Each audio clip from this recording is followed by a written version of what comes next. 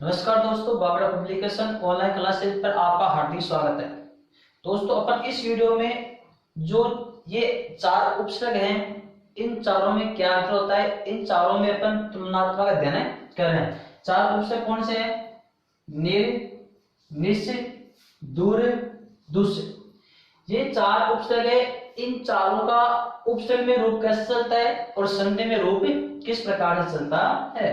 तो ये चारों आपके हलंत है, निर, निश, दूर और दुश। चारों उपसर्ग आपके हलंत है।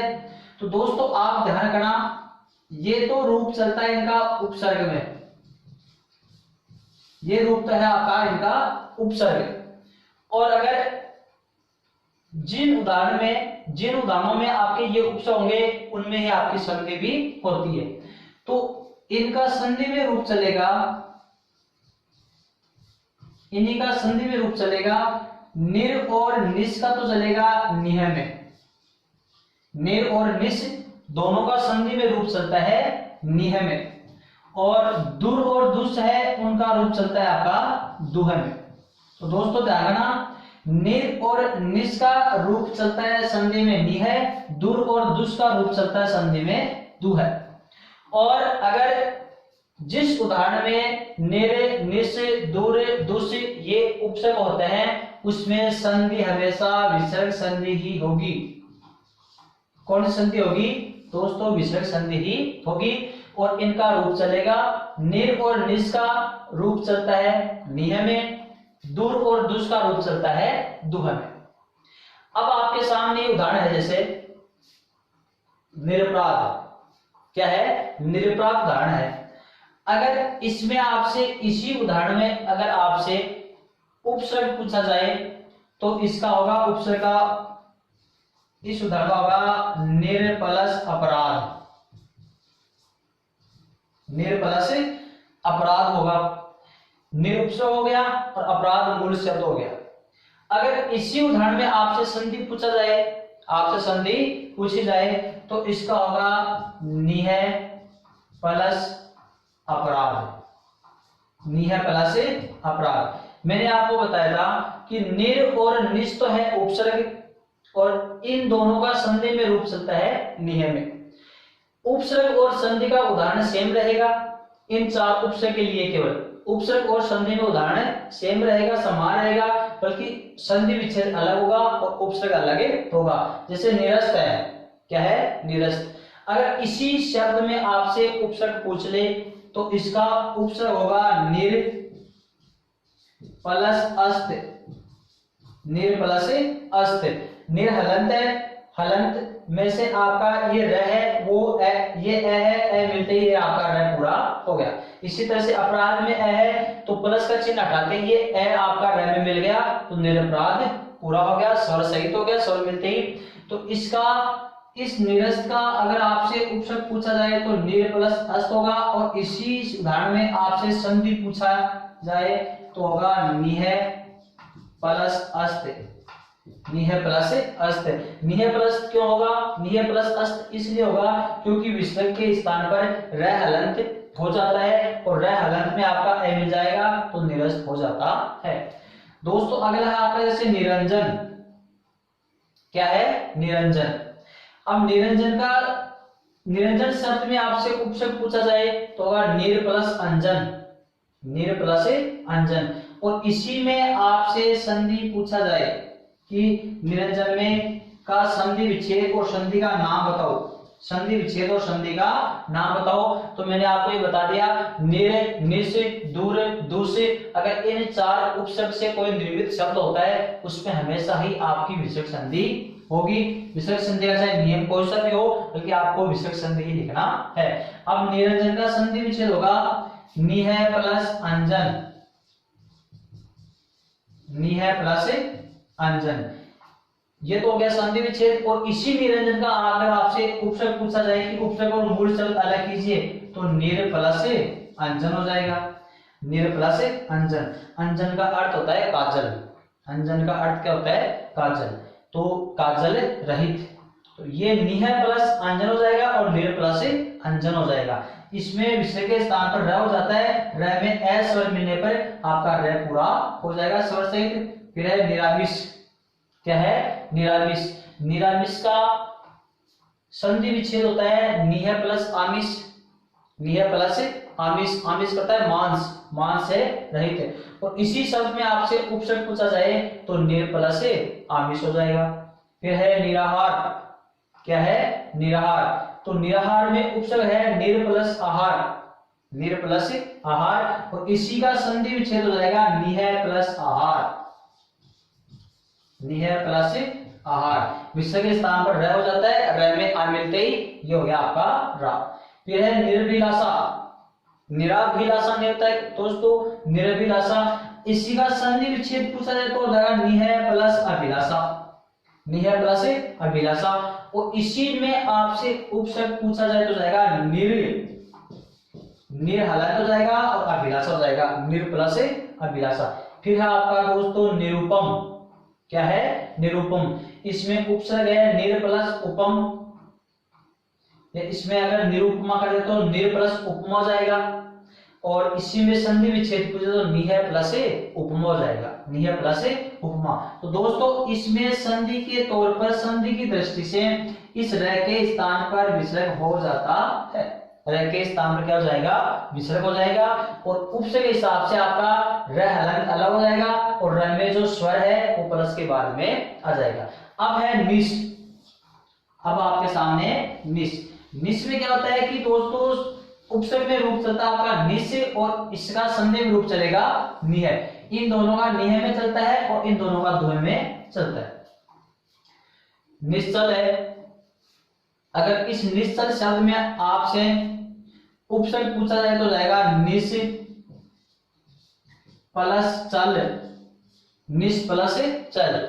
अब दोस्तों इसी में अगर आपसे संधि विच्छेद पूछ ले, इस निश्चल शब्द का संधि विच्छेद पूछ ले तो इसका संधि विच्छेद होगा निह प्लस चल। निह प्लस चल। ये तो हो जाएगा संधि विच्छेद और ये हो जाएगा आपका उपसर्ग और मूल शब्द। उपसर्ग रहेगा आपका निश प्लस चल और इसी का संधि विच्छेद होगा निह प्लस चल। अब दोस्तों आपको ध्यान रखने की बात यह है कि चाहे शब्द में यहां पर से कोई सा भी हो, हाँ दोस्तों इस निश्चल का संधि विच्छेद निह प्लस चल हो जाएगा और इसी में उपसर्ग होगा निश प्लस चल। अब दोस्तों आपको ध्यान रखने की बात यह है कि अगर किसी भी शब्द में से कोई सा भी हो, जैसे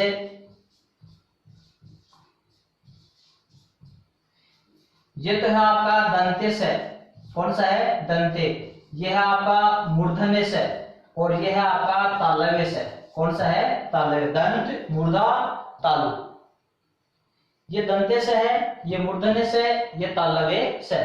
तो अगर किसी भी शब्द में चाहे इन स में से कोई सा भी हो, चाहे दंतेश हो, चाहे मूर्धन्यश हो, चाहे तालव्यश हो, तो आपको उपसर्ग अलग करते समय केवल दंतेश ही लिखना है। जैसे इसमें तालव्य से है, अगर इस निश्चल शब्द में आपसे उपसर्ग पूछा जाए तो निश यही लिखना है। इसमें आपका तालव्य है, इसमें अगर आपसे उपसर्ग पूछा जाए तो निश प्लस चेस्ट होगा। फिर है निष्प्रभ। इसमें से आपका मूर्धन्य से आ गया। कौन सा आ गया? मूर्धन्य से आ गया। अगर निष्प्रभ में आपसे उपसर्ग पूछा जाए तो निश प्लस प्रभ यही होगा। फिर है निष्फल में निश प्लस फल। फिर निस्तारण। निस्तारण में आपका पहले से दंतेश है तो इसका ऐसे होगा निश और तारण। निश प्लस तारण और निश प्लस तेज। तो दोस्तों ध्यान रखना, चाहे से कोई सा भी हो, आपको केवल उपसर्ग अलग करते समय दंतेश ही लिखना है। अब इनमें आपसे संधि विच्छेद पूछा जाए, इनमें उपसर्ग पूछा जाए तो निश प्लस चल, निश प्लस चेष्ट, निश प्लस प्रभ, निश फल, निश तारण, निश तेज। और इन्हीं उदाहरणों में अगर आपसे संधि विच्छेद पूछा जाए तो मैंने बताया था कि निश के स्थान पर किसका प्रयोग चलता है? संधि में निह का प्रयोग चलता है। और संधि कौन सी होगी? विसर्ग संधि। तो निश हट जाएगा, इसके स्थान पर से हट जाएगा। से चाहे कोई सा भी हो, से के स्थान पर विसर्ग लग जाएगा। से के स्थान पर क्या लग जाएगा? विसर्ग लग जाता है और फिर प्लस का चिन्ह लगा, आपका संधि बन जाएगी। तो से, इसमें तालव्य से है, इसमें तालव्य, मूर्धन्य, मूर्धन्य, दंते और दंते, ये तीनों से हट जाएंगे और इनके स्थान पर ऐसे विसर्ग हो जाएगा। फिर हो जाएगा निह प्लस चल। इसका हो जाएगा निह प्लस चेस्ट, निह प्लस प्रभ। प्रभ का होता है चमक। निह प्लस फल, निह प्लस तारण और निह प्लस तेज। तो दोस्तों ये तो जाएगा संधि विच्छेद और इसका हो जाएगा उपसर्ग हो जाएगा निस प्लस चल। फिर अगला है दुर और दुस। दुर और दुस, इनका उपसर्ग में रूप दुर और दुस में चलता है, बल्कि संधि में रूप चलेगा दुह। दोनों का एक ही रूप होगा और संधि कौन सी होगी आपकी विसर्ग। जैसे दुरंत है, दुरंत है, दुरंत में अगर उपसर्ग पूछ ले जाए आपसे तो होगा दुर्हलन प्लस अंत, दूर प्लस अंत, जिसका अंत करना कठिन हो वो गया आपका दुरंत। और इसी में अगर आपसे संधि विच्छेद पूछ लिया जाए, इस दुरंत शब्द का संधि विच्छेद पूछ लिया जाए तो हो जाएगा आपका दुह प्लस अंत, दुह प्लस अंत, क्योंकि विसर्ग के स्थान पर रह पड़ जाएगा और रह हलंत होता है, रह में आपका अमित आपका रह स्वर सहित हो जाता है। तो ये तो हो गया आपका उपसर्ग दुर प्लस अंत और ये हो गया आपका संधि विच्छेद दुह प्लस अंत। दुर्योधन है, अगर इसमें उपसर्ग पूछा जाए तो जाएगा आपका दुर प्लस योधन, दुर प्लस योधन। योधन का अर्थ है युद्ध करना और दुर का अर्थ है कठिन, जिनसे युद्ध करना कठिन हो वो दुर्योधन। और इसी में आपसे संधि विच्छेद पूछा जाए तो दुर के स्थान हो जाएगा दुह प्लस योधन। फिर है दुरात्मा, इसका इस शब्द में उपसर्ग और मूल शब्द पूछा जाए तो दूर प्लस आत्मा हो जाएगी, दूर प्लस आत्मा, क्योंकि आ निकलते रह हलंत हो गया। और इसी में संधि विच्छेद पूछा जाए तो दुह प्लस आत्मा। फिर है दुर्विसंधि, इसमें उपसर्ग पूछा जाए तो दूर प्लस अभिसंधि, क्योंकि र में से आपका ए निकल गया तो अभिसंधि हो जाएगा और र आपका हलंत हो गया तो दूर प्लस अभिसंधि। ये संधि कौन सी होती है? छल कपट पूर्ण संधि, छल कपट से युक्त संधि। फिर है दुरावस्था, क्या है? दुरावस्था। तो दोस्तों एक होता है दुरावस्था, कभी कभार अपन ऐसे लिखते हैं दुरावस्था, ये शब्द अशुद्ध है। दुरावस्था कभी शब्द होता नहीं है, हिंदी में शब्द शुद्धि के दृष्टि से दुरावस्था ही होता है, क्योंकि इसमें से ए निकालेंगे अपन तो हो जाएगा आपका अवस्था, अवस्था हो गया। और इसमें से र में से ए निकलेगा तो हो गया आपका इधर दुर्हलंत बच गया, तो दूर प्लस अवस्था। अब अगर दुरावस्था शब्द लिखते हैं अपन तो ये तो अवस्था हो गया, अवस्था कोई शब्द होता नहीं है, तो ये शब्द अशुद्ध है, ये आपका शुद्ध है। तो दुरावस्था हो जाएगा दूर प्लस अवस्था। और इसी का संधि विच्छेद पूछ ले तो जाएगा दुह प्लस अवस्था। फिर है दुर्वासा, दुर्वासा में उपसर्ग है दुर प्लस वासा, जिनके वस्त्र बुरे हैं वो दुर्वासा, और इसी का संधि विच्छेद हो जाएगा दुह प्लस वासा। क्या हो जाएगा दोस्तों? दुह प्लस वासा। फिर है अपने सामने दुष् का प्रयोग, किसके उदाहरण है? दुष् के। दुष् का दूर और दुष् का अर्थ सेम होता है, बुरा, कठिन, विपरीत। उनका अर्थ है बिना, कमी, निषेध, रहित। तो इसमें वही स की बात आती है, चाहे स तालव्य स हो, चाहे मूर्धन्य स हो, चाहे दंत्य स हो, आपको केवल एक दंत्य स यही करना है, तालव्य और मूर्धन्य स नहीं करना है। अब जैसे दुष्चरित्र है, इसमें आपसे उपसर्ग पूछा जाए दुष्चरित्र में तो आपको लिखना है दुष् प्लस चरित्र, दुष् प्लस चरित्र। और इसी शब्द में आपसे संधि विच्छेद पूछ ले तो जाएगा दुह प्लस चरित्र। क्या हो जाएगा? दुह प्लस चरित्र, क्योंकि स के स्थान पर आपको विसर्ग बनाना है। फिर है दुशासन, अब इसमें भी आपका तालव्य स है तो इसका उपसर्ग पूछा जाए इसमें तो जाएगा दुष् प्लस शासन।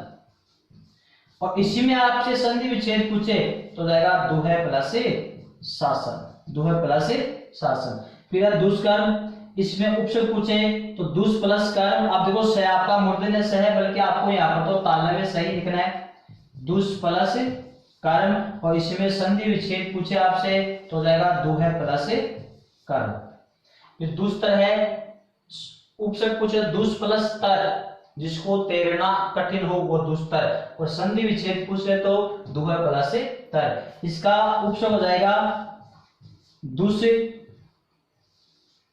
दुष् प्लस साहस हो जाएगा उपसर्ग तो, और संधि विच्छेद हो जाएगा दुह प्लस साहस, दुह प्लस साहस। तो दोस्तों इस प्रकार से आपकी ये जो चार उपसर्ग है निर, निश, दुर, दुष, निर निस दूर दुस, इनका उपसर्ग में रूप ऐसा चलता है और निर और निस का संधि में रूप चलेगा नि है। इन दोनों का संधि में रूप चलेगा दु है। दोनों के उदाहरण सेम होंगे क्योंकि उपसर्ग और संधि विच्छेद दोनों का अलग अलग होता है। तो ये हो गया आपका 4 उपसर्ग। अब दोस्तों इससे आगे है अपने 4 उपसर्ग और हैं जिनका दो दो रूप चलता है, जिनका दो दो रूप चलता है। वो उपसर्ग कौन से हैं आपके? उद, उत, तत, तद, सत और सद, पत और पद। जैसे उद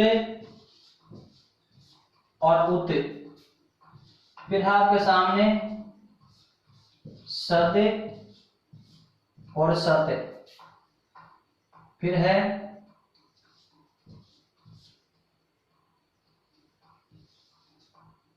तद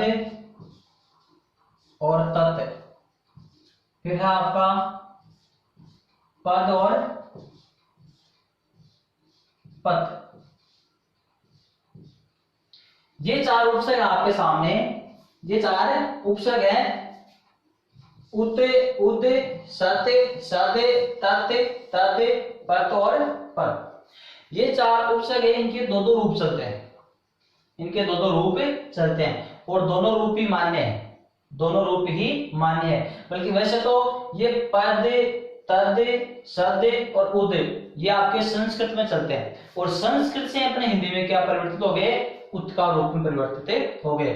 तो उद संस्कृत में माना जाता है और उत हिंदी में माना जाता है। वैसे दोनों में शुद्ध पूछे तो आपका द वाला, उद वाला, द वाला शुद्ध माना जाता है। बल्कि ऐसी कंडीशन कभी कभार ये आ जाती है कि दोनों ही ऑप्शन में हो, जैसे ऑप्शन में उद प्लस हार भी है और उत प्लस हार भी है। ऐसी कंडीशन में आपको क्या करना है? जैसे उद के उदाहरण, इसके उदाहरण लिखता हूं मैं आपके सामने,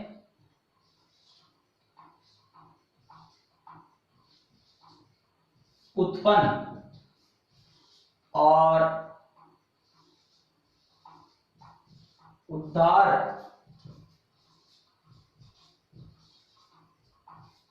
उत्तम, उन्मेष, उन्मीलन,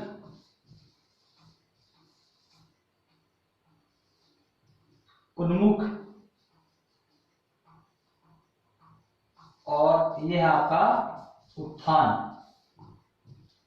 यह आपका उत्थान। तो दोस्तों ये उदाहरण है आपके उत और उद के, उत और उद के। अब आपको कहां पर क्या करना है, कहां पर क्या करना है? अब जैसे उत्पन्न है, इसका संधि विच्छेद उद प्लस पन भी और एक संधि विच्छेद है उत प्लस पन। उद्धार का संधि विच्छेद उद प्लस हार और उत प्लस हार, ये दोनों है। अब उन्मेष है, इसका संधि विच्छेद उद प्लस मेष और उत प्लस मेष। उत्तम का संधि विच्छेद करते हैं अपन उद प्लस तम और उत प्लस तम। इसी तरह से उन्मीलन का करते हैं उद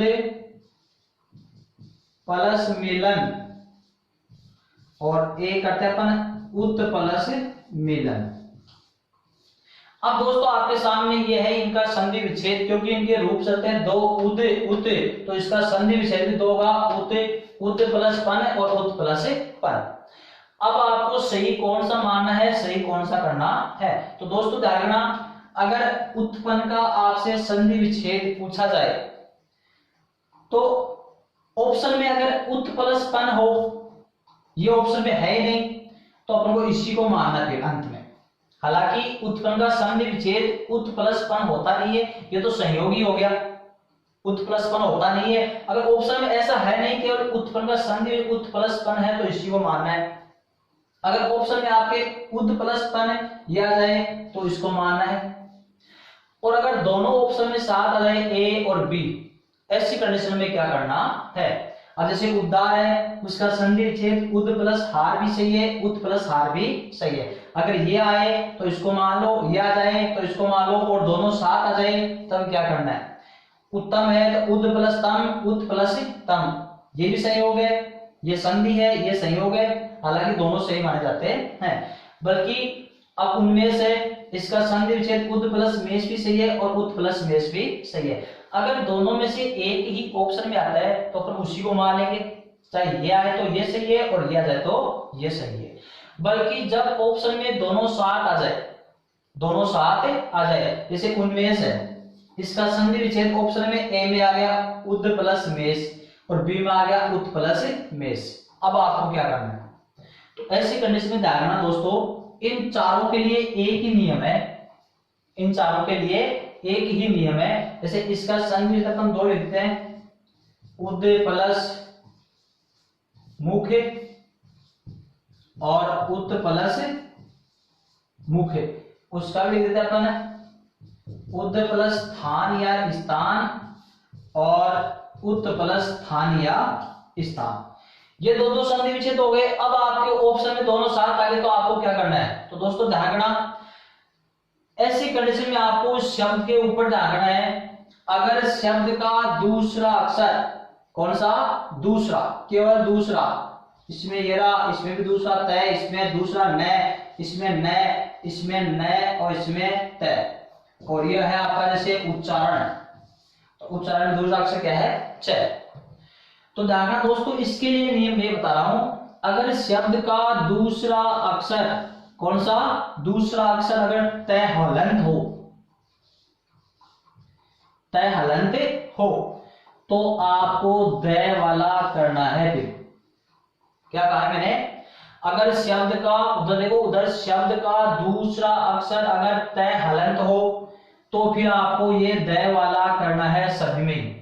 चारों जो चार अक्षर है, इन चारों के लिए एक ही नियम है, अगर शब्द का दूसरा अक्षर तय हलंत हो तो आपको फिर दय वाला ही करना है संधि विच्छेद करते समय। कब, जब कंडीशन दोनों साथ में हो तब।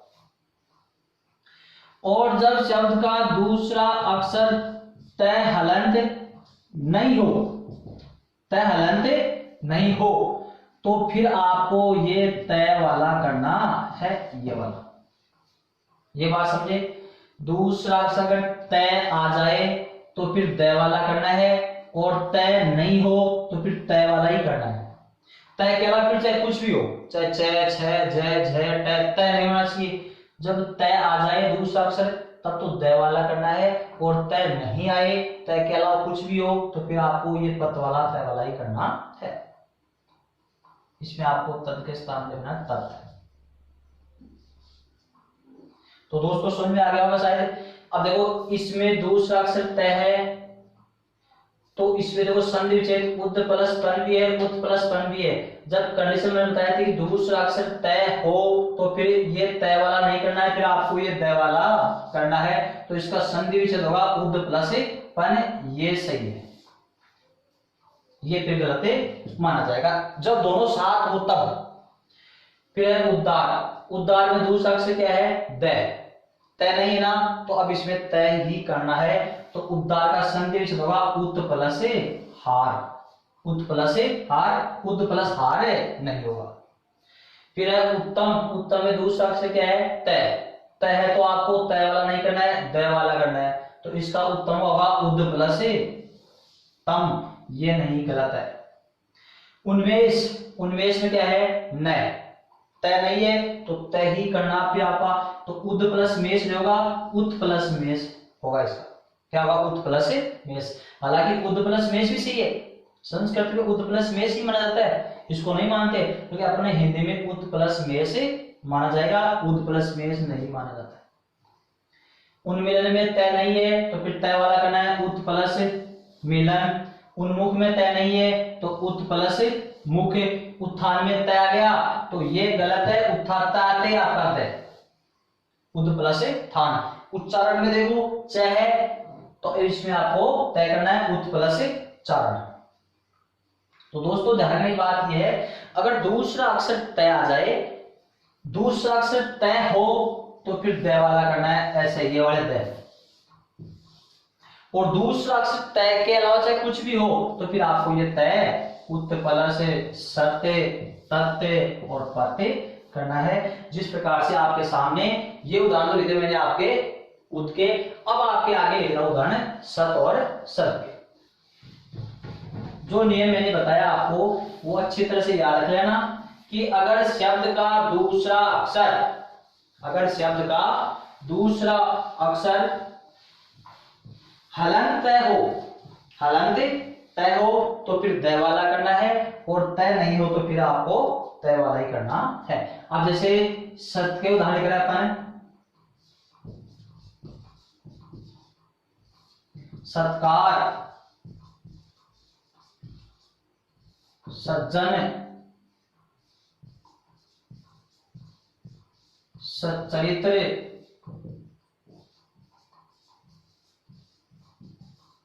सचेष्ट,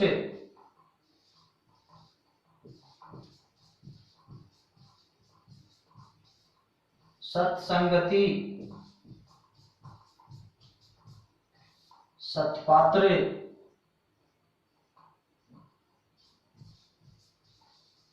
सदुपदेश। अब देखो दोस्तों, नियम वो रहेगा अगर दूसरा अक्षर तय हो, ये नियम कब काम करेगा, जब ऑप्शन में दोनों आ जाए, सद प्लस कार और सत प्लस कार। ये सत्कार है, इसका संधि विच्छेद ऐसा जाए सद प्लस कार, और दूसरे ऑप्शन में हो सत प्लस कार। जब अकेला ये है तो ये सही है, अकेले ये तो ये भी सही है, बल्कि जब दोनों साथ आ जाए तब आपको क्या करना है कि दूसरा अक्षर तय है तो फिर तय वाला गलत है, सद प्लस कार। सज्जन में तय नहीं है तो इसमें अब आपका तय होगा सत प्लस जन। सचरित्र में तय नहीं है तो इसका फिर संधि विच्छेद होगा सत प्लस चरित्र। इसका सत प्लस चरित्र भी होता है, अगर ऑप्शन में सत प्लस चरित्र हो तो वो सही है, अगर ऑप्शन में सत प्लस चरित्र है तो ये सही है, क्योंकि दोनों ऑप्शन में साथ आ जाए ए और बी, तब आपको यहां नियम देखना है। अगर तय है तो दय वाला करना है, और तय नहीं है, तय के अलावा चाहे कुछ भी हो तो फिर आपको सत प्लस चरित्र ही करना है। इसमें भी तय नहीं है तो इसका सत प्लस चेष्ट ही होगा, सत प्लस चेष्ट। इसमें तय आ गया सत्य, तो अब इसका होगा संधि विच्छेद सद प्लस संगति, सद प्लस संगति। फिर आपका तय सत्पात्र में तय आ गया तो इसका संधि विच्छेद होगा सद प्लस पात्र, और सदुपदेश में देखो दय है तो इसका भी ऐसा होगा सत्य प्लस उपदेश, सत्य प्लस उपदेश। ये हो गया आपका दोस्तों उपसर्ग। बल्कि बात रही आपकी यहां पर संधि, बात कौन सी रही, संधि। इन चार, ये जो चार उपसर्ग है, इन चारों उपसर्ग के जितने भी उदाहरण है उन सब में आपकी व्यंजन संधि ही होगी। कौन सी होगी, व्यंजन संधि। इससे पहले वाले चार उपसर्ग थे निर, निस, दुर, दुस, उन चारों में हमेशा विसर्ग संधि होती है। और ये जो चार उपसर्ग है उत, उद, सत, सद, तद, तत, पद और पत, इनके उदाहरण में हमेशा कौन संधि होगी, व्यंजन संधि। अगर जैसे मान लो ये सज्जन है, इसमें आपसे उपसर्ग पूछ ले तो सत उपसर्ग है, और इसी में आपकी संधि विच्छेद संधि पूछ ले तो संधि विच्छेद ये होगा सत प्लस जन, उपसर्ग भी ये होगा सत प्लस जन, संधि विच्छेद भी ये होगा सत प्लस जन। बल्कि इसमें संधि का नाम पूछ ले तो व्यंजन संधि। ये संधि विच्छेद भी सेम रहेगा और उपसर्ग भी सेम रहेगा, क्योंकि संधि का नाम पूछ ले तो आपको व्यंजन संधि बताना है।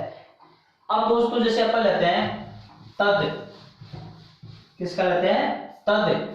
अब देखो तद का हो जाएगा तद्दित,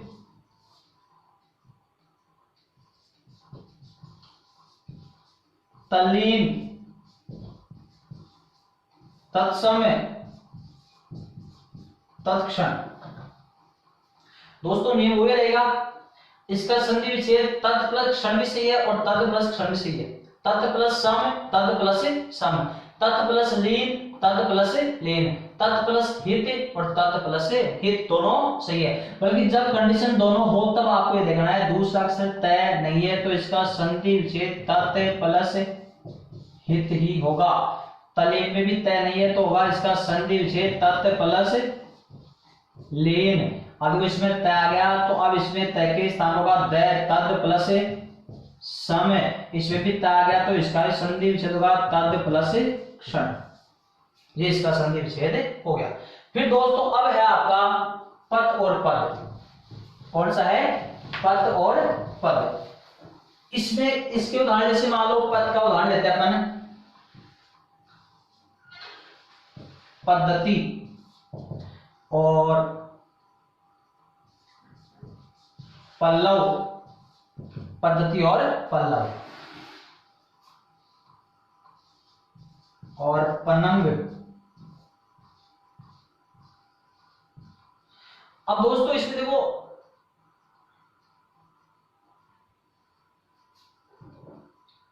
पन्नग होगा, पन्नग क्या होगा? पन्नग। पद्धति, पल्लव, पन्नग। इसमें दूसरा अक्षर तय नहीं है, तय के अलावा है तो इसका संधि विच्छेद तय ही होगा। फिर पत प्लस हति और पत प्लस लव और पत प्लस नग, पत प्लस नग, ये इनका संधि विच्छेद हो जाता है। तो दोस्तों आपको मैंने बताया कि ये चार उपसर्ग हैं, इन चारों का संधि विच्छेद और उपसर्ग दोनों का सेम होगा, क्योंकि संधि पूछ ले तो व्यंजन संधि बतानी है और उपसर्ग पूछ ले तो आपको ऐसे बताने हैं। अगर अकेला जैसे मान लो पल्लव है, फिर से बता रहा हूं एक बार में, पल्लव का संधि विच्छेद दो तय, तो पद प्लस लव हो जाएगा और दूसरा हो जाएगा आपका पद प्लस लव। अब दोनों सही है, ये भी सही है और ये भी सही है, बल्कि ऑप्शन में आपके ये आ जाए तो ये सही कर देना, ये आ जाए अकेला तो ये सही कर देना, दोनों साथ आ गए ए और बी, तब आपको नियम ध्यान रखना ये है कि दूसरा अक्षर तय हो तब तो आपको तय वाला करना है, और तय के अलावा फिर चाहे कुछ भी हो तो आपको फिर तय वाला ही करना है। तो दोस्तों ये चार अक्षर ये हो गए व्यंजन संधि के, और चार अक्षर आपके इससे पहले होते हैं आपके विसर्ग संधि।